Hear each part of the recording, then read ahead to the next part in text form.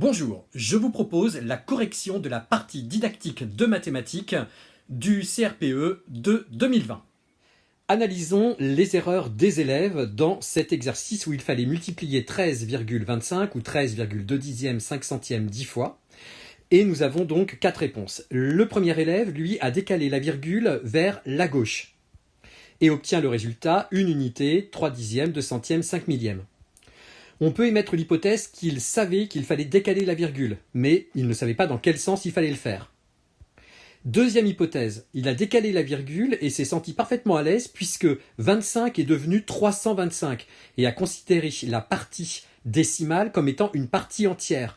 Et nous sommes bien passés de 2 dizaines de son point de vue à 3 centaines de son point de vue. Donc pour lui, on a bien multiplié le nombre par 10. L'élève B, par analogie avec ce qu'il a appris sur les nombres entiers, par exemple que 3 répété 10 fois, ça faisait 30, donc on rajoutait un 0 au nombre entier, eh bien a opéré exactement de la même manière. C'est-à-dire qu'il est parti de la partie entière, et à cette partie entière, il a rajouté un 0, c'est-à-dire qu'il a multiplié par 10 la partie entière, laissant de côté la partie décimale. Donc il a appliqué à ce nombre-là ce qu'il connaît sur les nombres entiers, par analogie.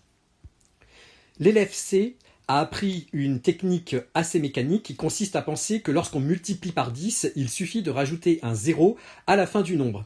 Donc ici, l'élève a considéré 13,25 comme étant un nombre entier, sans se préoccuper de la virgule, et a rajouté un 0 comme il sait le faire avec les nombres entiers. Enfin, l'élève D n'a commis aucune erreur et a bien considéré que 2 dixièmes multipliés par 10, ça devenait des unités.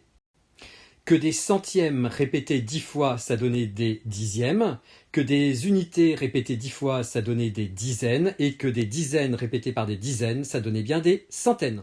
Faire des mathématiques, c'est avant tout donner du sens aux procédures.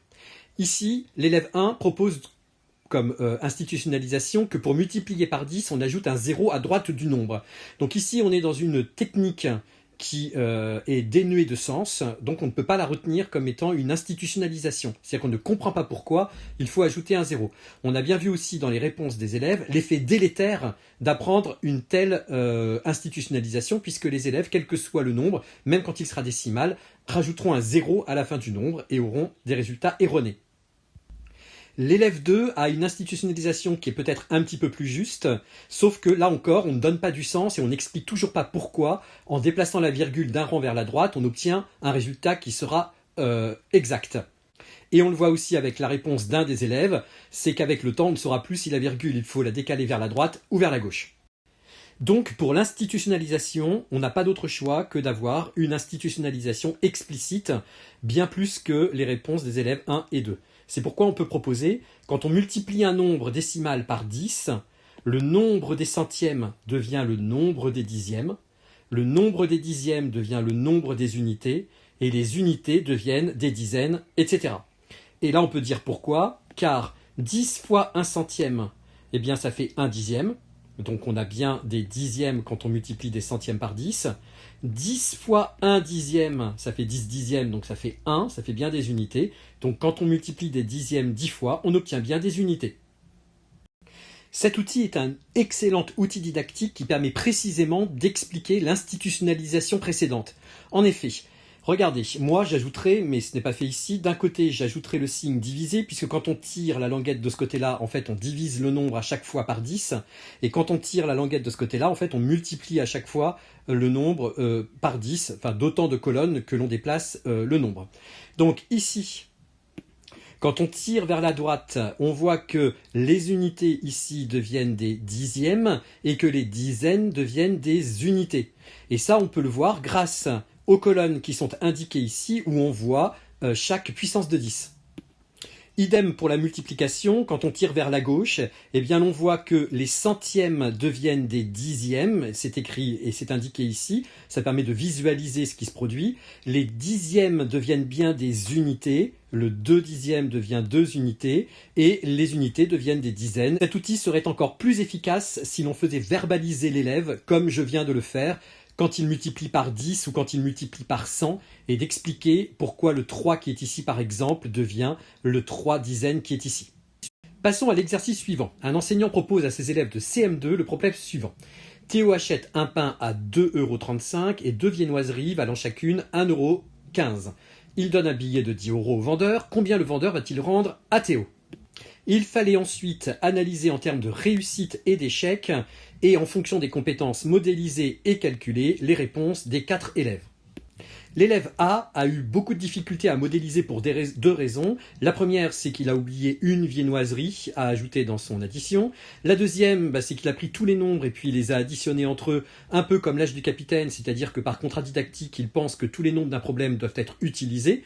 Et ici, il les a utilisés sous forme additive. Et il donne une réponse qui ne correspond pas du tout à la question qui est posée. Donc la modélisation est très complexe. Cependant, l'addition est parfaitement posée et il n'y a aucune erreur de calcul ni aucune erreur de retenue. Pour l'élève B, on peut dire qu'il n'y a strictement aucune erreur de modélisation. Il y a bien le pain, les deux viennoiseries, et ensuite il soustrait bien ce qu'il a dépensé aux 10 € qu'il donne au vendeur. L'addition avec des nombres décimaux est parfaitement comprise. Par contre, la soustraction, elle, n'est pas encore comprise dans la mesure où il a considéré que 0 moins 65, ça faisait 65. L'élève C, lui, n'a aucun problème de modélisation puisque le problème est parfaitement compris et la réponse est parfaitement juste. Quant au calcul, que ce soit l'addition ou la soustraction, l'élève n'a commis aucune erreur en utilisant une soustraction, en utilisant la méthode française. Quant à l'élève D, la modélisation n'est pas juste puisqu'il manque une viennoiserie. On peut peut-être penser qu'il a vu le nombre 1,15 € sans voir qu'elle a été multipliée par 2. Concernant les calculs, on peut dire qu'il maîtrise l'addition avec des nombres décimaux. Par contre, pour la soustraction, il ne l'a pas posée, pensant peut-être être capable de la faire de tête. Il a simplement considéré l'écart qu'il y avait entre 10 et 3, il s'est dit que ça faisait 7, sans considérer la partie décimale. Donc là, on peut penser que la soustraction n'est pas maîtrisée par cet élève. Pour cet élève, deux types de remédiation sont possibles, soit avec du matériel, c'est-à-dire en emportant des représentations ou des dessins de viennoiserie et de pain, mais aussi, surtout, d'apporter les billets, un billet de 10 € et puis des pièces pour réaliser le problème. Bien sûr, des pièces fictives. Si l'on sent que l'élève est capable de comprendre le problème sans matériel, alors on peut lui demander de réaliser un dessin qui permettrait d'expliquer la situation. Ici, pour que l'élève puisse repérer son erreur dans la soustraction, on peut proposer à l'élève d'abord d'enlever 4 à 10, à ce moment-là il trouvera 6 €, et de lui demander alors d'enlever ensuite les 65 centimes aux 6 €. En procédant de cette manière, l'élève constatera qu'il est impossible d'avoir un résultat de 6,65 €, puisque on aura déjà 6 € en enlevant 4, et ensuite, à ces 6 € là, il faudra encore enlever 65 centimes. La principale difficulté du problème précédent n'est certainement pas l'addition avec des nombres décimaux, mais sur la soustraction, où il fallait bien penser à rajouter 2 zéros à côté du 10. Les variables didactiques du problème précédent empêchaient l'élève de réaliser la soustraction de tête. Ce qui n'est certainement pas le cas ici avec un seul nombre, 2,50 € pour aller jusqu'à 10. L'élève ici va certainement procéder par addition successive, c'est-à-dire qu'il va d'abord faire 2,50 € plus 50 centimes pour aller à 3 €, puis ensuite aux 3 € rajouter les 7 € pour arriver à 10 €. Et donc il pourra dire qu'il manque 7 € et 50 centimes. Donc ici, ce problème ne permettra pas à l'enseignant de voir si l'élève est capable de réaliser la soustraction suivante et de procéder par la mise en forme avec les deux autres zéros qu'il faut ajouter pour pouvoir faire la soustraction. Dans cette situation, nous sommes dans une classe de grande section et les élèves doivent raisonner à partir d'images. L'enseignant donne des ordres et les enfants doivent donner les images qui correspondent aux ordres demandés. L'intérêt de cette situation est de travailler sur les propriétés topologiques de l'espace et donc de travailler des compétences de géométrie. Ici, on travaillera donc particulièrement les caractéristiques topologiques du devant, derrière, sur, entre et sous. La très grande limite de cette situation, c'est que les élèves raisonnent sur des images. Donc en fait, ils vont raisonner dans du micro-espace, alors que l'idéal serait que ces élèves raisonnent dans du méso-espace et puissent se déplacer autour des objets proposés par l'enseignante. La mise en image est une abstraction supplémentaire qui n'est pas forcément accessible ou facile pour des élèves de grande section. Analysons maintenant chacune des réponses données aux affirmations C et E. Commençons par C. Le koala est sur le cube. 6, 8 et 3. Pour l'image 3, le koala est bien sur le cube. Pour l'image 6, le koala est bien sur un cube, mais lui-même sur 2 colonnes de cubes. Accepte-t-on alors la réponse comme étant juste? Sur l'image 8, le koala n'est pas sur le cube, mais sur des cubes. L'erreur alors n'est pas due à l'incompréhension de ce que sont les propriétés topologiques, c'est-à-dire sur, mais à un problème de langage ou d'interprétation de la consigne. Regardons maintenant l'affirmation E, le koala est sous le pont de cube. 2 et 6. L'élève qui a répondu l'image 2, et c'est parfaitement juste, le koala est bien sous le pont de cube. Quant à l'image 6, on peut considérer que l'élève confond sous et sur. Concernant l'assertion B, la princesse est derrière le cube, tout le monde a répondu l'image 5. Or, on ne peut rien en déduire du tout, puisque c'est la seule image sur laquelle on a une princesse. Donc les élèves n'ont plus qu'à regarder l'image où il y a une princesse pour répondre. Donc on ne peut rien en conclure.